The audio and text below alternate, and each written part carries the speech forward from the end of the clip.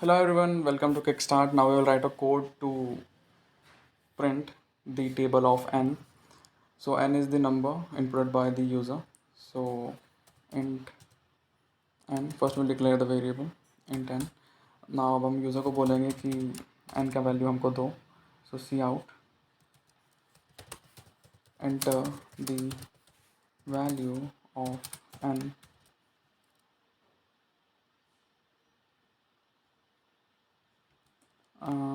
and l. Now हम cin करके n का वैल्यू स्टोर कर लेंगे. Now we will use for loop. So for I is equal to 1, I less than equal to, हम table 10 तक लिख रहे हैं तो I का value less than equal to 10 होगा, less than equal to 10 as it can't be more than 10 obviously. I plus plus, what we will print out is, like, in order to have a proper table like format, so see out n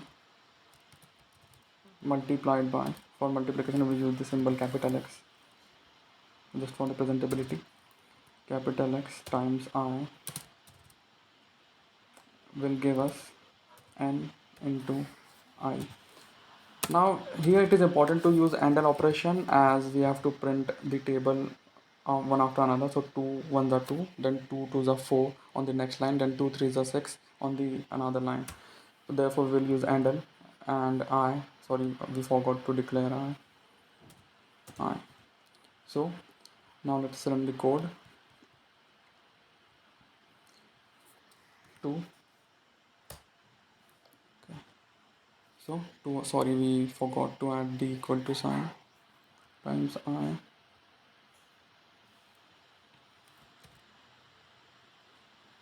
equals to, I'm sorry, now let's run the code.